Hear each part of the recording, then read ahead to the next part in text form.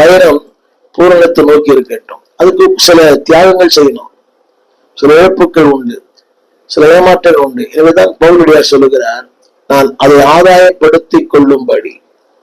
அப்படியே அந்த ஆதாயப்படுத்துவதற்கு ஒன்று இழக்க வேண்டும். பிலிப்பியர் 4ஆம் அதிகாரத்துல நஷ்டம் என்று எண்ணினேன்.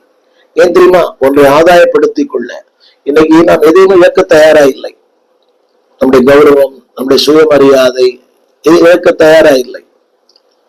அன்பார்களே, இன்னைக்கு அது நாம் கேட்டு வாங்குகிறோம், கௌரவத்தை கேட்டு வாங்குகிறோம். இந்த ஊடகங்களோட பாருங்களேன், கூட்டங்களை கூட அவரை ரெவரண்ட் போடணும், டாக்டர்னு போடணும், அவருடைய பட்டண டிகிரி எல்லாம் போடணும், அது அவர் பேர் முதலாவது வர வேண்டும். இது எவ்வளவு வேடிக்கையா இருக்கிறது. அது விரும்புகிறார்கள். என்னை பிஷப் என்று அழையுங்கள், என்னை டாக்டர் என்று அழையுங்கள், என்னை ரெவரண்ட் என்று அழையுங்கள், என்னை மாடரேட் என்று அழையுங்கள். இது எல்லாருக்கும் அந்த அந்த ஈகோ இருக்குது. முதல்ல சொல்லியிருப்பேன், ஒரு வீட்டுக்கு போயிருந்தேன். அவனோட சின்ன பையன், ஒரு 5 வயது இருக்கும். அவன்கிட்ட சொன்னேன், யோசுவா இந்த ஃபேனை கொஞ்சம் போடு. 5 வயது பையன் தான் அவன். அவன் சொல்றான், என்ன வாடா போடன்னு பேசுறீங்களே, வா தம்பி போ தம்பின்னு பேசுங்கப்பா. அது அவங்களோட தாயாரும் ரசிக்கிறார்கள்.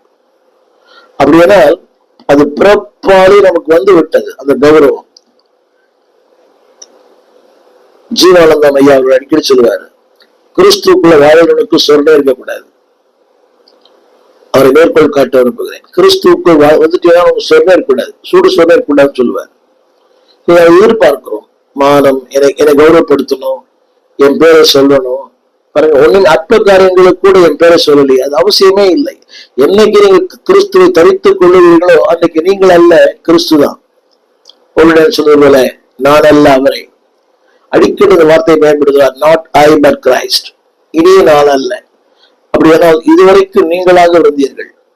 உங்கள் புகழ், உங்கள் படிப்பு, உங்கள் அந்தஸ்து, திரும்ப நான் பார்த்திருக்கிறேன். வாழ்க்கையை உயர்ந்தவர்கள் எவ்வளவு எளிமையா இருக்கிறார் கிறிஸ்துவுக்குள்ளே.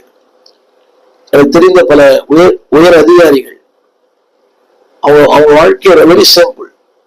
ஆண்டோக்குள்ள இருக்கிறவங்க, அவளை பற்றி சக மனிதர் ஊழியர் சொல்ல நான் கேட்டிருக்கிறேன், கிளீன் மேன். வாழ்க்கையில ரொம்ப ரொம்ப ரொம்ப கிளீனா இருப்பார்னு சொல்லுவாங்க. எவ்வளவு பெரிய சாட்சியான வாழ்க்கை. உலகத்துக்கு பார்த்தா ஒரு பைத்தியக்காரமா தெரிவார். மிகுந்த உயர்ந்த பதவியில் இருந்தவர் தமிழ்நாடு மின்சார வாரியத்துல. ஆனால் அவருடைய வாழ்க்கை, எளிமை, அவருடைய காரியங்கள் very very very clean man.